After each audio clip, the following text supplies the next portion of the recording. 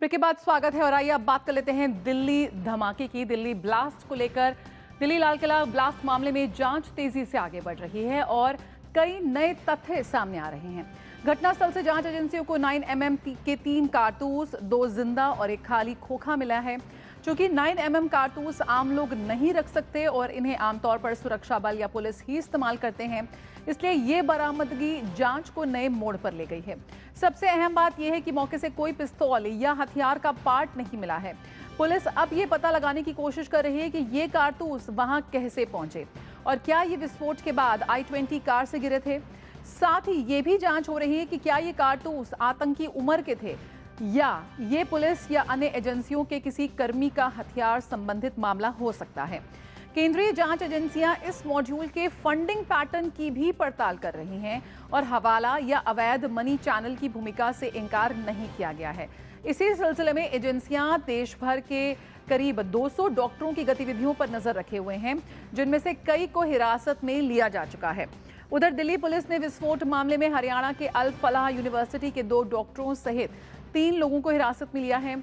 इसके साथ ही यूजीसी और नैक की ओर से संकेतित कथित अनियमितताओं के आधार पर विश्वविद्यालय के खिलाफ 2 अलग-अलग FIR दर्ज की गई हैं। अपराध शाखा की टीम ने ओखला स्थित कैंपस का दौरा किया और कई दस्तावेजों की मांग की है। पुलिस का कहना है कि संस्थान में गंभीर अनियमितताओं के प्रारंभिक प्रमाण मिले हैं, जिनकी जांच जारी है। तो दिल्ली ब्लास्ट केस में नया मोड़ सामने आ रहे हैं। तमाम एंगल्स पर इस वक्त जांच जारी है। दिल्ली मेट्रो के लाल किला स्टेशन के सभी गेट अब यात्रियों के लिए खोल दिए गए हैं। कल गेट नंबर 2 और 3 को संचालन के लिए बहाल किया गया था। सुरक्षा जांच पूरी होने के बाद DMRC ने स्टेशन की सभी एंट्री और एग्जिट को फिर से खोलने की अनुमति दी है। दरअसल 10 नवंबर को लाल किले के पास एक कार में धमाका हुआ था, जिसके बाद एहतियातन पूरा स्टेशन को बंद कर दिया गया था। घटना के बाद दिल्ली पुलिस, स्पेशल सेल और अन्य एजेंसियों ने स्टेशन और आसपास के क्षेत्र की कई स्तरों पर जांच की है। सुरक्षा मूल्यांकन और क्लियरेंस मिलने के बाद DMRC ने सभी एंट्री और एग्जिट गेट खोलने का यहां पर फैसला किया है। तो राहत यहां पर मिली है राहगीरों को, पैसेंजर्स को, कि दिल्ली मेट्रो स्टेशन के, दिल्ली लाल किला मेट्रो स्टेशन के सभी गेट फिलहाल खोल दिए गए हैं। और नीरज सिंह इस वक्त हमारे साथ जुड़ रहे हैं और जानकारी के साथ। नीरज, यहाँ पर दिल्ली धमाके की अगर हम बात करें तो जांच का दायरा साफ तौर पर बढ़ता नजर आ रहा है। जो नए एंगल यहाँ पर जांच हो रही है उसको लेकर क्या कुछ अपडेट्स मिला है यहाँ पर?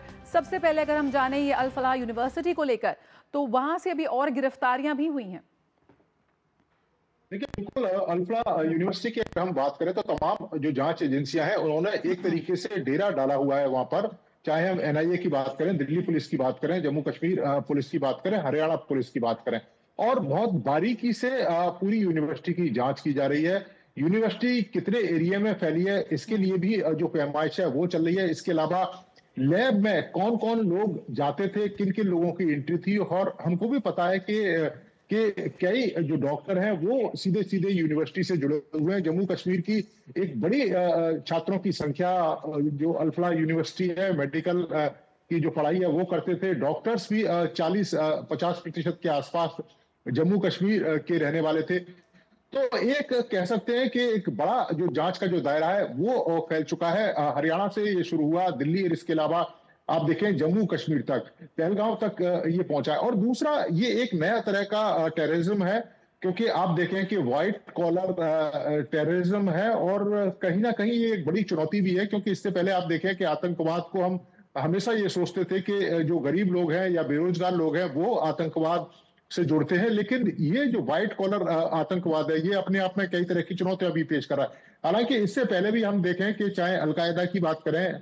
एक इंजीनियर था अलकायदा का प्रमुख ओसामा बिन लादेन, वो भी उच्च शिक्षा प्राप्त था। डेनियल पर्क की हत्या करने वाला भी लंदन इकोनॉमिक्स में जो स्कूल है उसमें उसने पढ़ाई करी थी। तो अब भारत के अंदर हमने देखा था केरल में कि जो शिक्षा का जो स्तर है वो काफी ज्यादा है, और वहां पे भी बड़ी संख्या में ISI से जुड़े हुए जो स्लीपर सेल हैं वो सक्रिय हैं। तो ये एक तरह की चुनौती है। दूसरा, आप देखें कि हमारी जो जांच एजेंसियां वो लगातार इसमें काम कर रही हैं। देश भर के अलग अलग हिस्सों में जो छापेमारी की कार्रवाई है जया वो भी चल रही है। कई सारी गिरफ्तारियां होनी भी बाकी है, कई लोगों को हिरासत में लेके जो पूछताछ है वो भी चल रही है। और ये जो विजुअल हम लोगों ने दिखाए भी है कि किस तरीके से वहां पर कारतूस 9 mm का बिल्कुल, जो बरामद हुआ घटना है, तो स्थल है क्या उसका भी वो जो फोरेंसिक जांच चल रहा है, जिस तरह से इस पूरा व्हाइट कॉलर टेरर मॉड्यूल की आपने बात की, इनका जो फंडिंग पैटर्न है, इस पर भी इसको भी तोड़ने में इस वक्त हमारी जांच एजेंसियां लगी हुई हैं। देखिए बिल्कुल तोड़ने में लगी है और कई स्तर पर जो है ये काम हो रहा है। आप देखें कि एनआईए इनके जो नेटवर्क है उसको ध्वस्त करने में लगा हुआ है।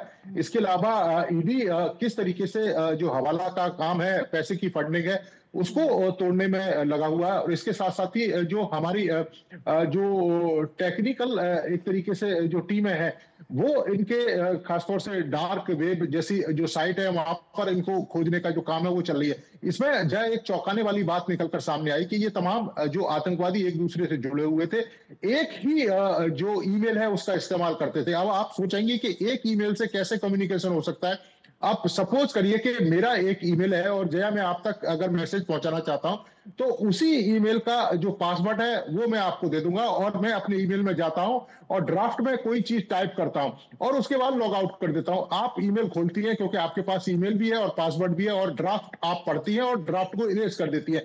तो ये भी एक तरह की कह सकते हैं कि एक नई चुनौती सामने आई है तकनीक रूप से, क्योंकि इसमें ना तो ईमेल एक जगह से दूसरी जगह जा रहा है और ना ही आप किसी को ईमेल कर रहे हैं और उसके बाद भी आप कम्युनिकेशन को एक दूसरे तक पहुंचा दे रहे हैं। तो इस तरीके कई सारे ग्रुप हैं वो बने हुए थे और इसी तरह के ईमेल का जो इस्तेमाल है वो कर रहे थे। तो ये तमाम बड़े पैमाने पर पूरे देश भर में इस तरह की जांच चल रही है, चाहे हम दिल्ली की बात करें, इसके अलावा गुरुग्राम की बात करें, हरियाणा के अलग अलग हिस्सों की बात करें, नूह मेवात की बात करें, जम्मू कश्मीर श्रीनगर में अलग अलग जो जगह है वहां की बात करें। स्पेशल सेल एनआईए लगातार सर्च कर रही है। कलकत्ता भी एनआईए की टीम पहुंची है, वहां पर भी कुछ लोगों को हिरासत में लिया है। तो एक बड़े पैमाने पर हम कहें कि व्हाइट कॉलर ये टेररिज्म का जो रूप है वो देखने को मिला है और इसको ध्वस्त करने के लिए हमारी जांच एजेंसियां लगातार काम कर रही हैं।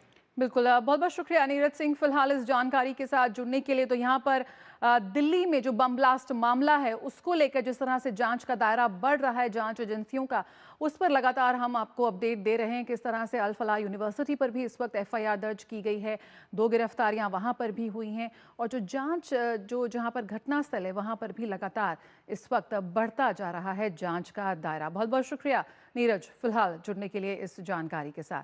तो जिस तरह से यहाँ पर इस वक्त दिल्ली ब्लास्ट को लेकर अगली खबर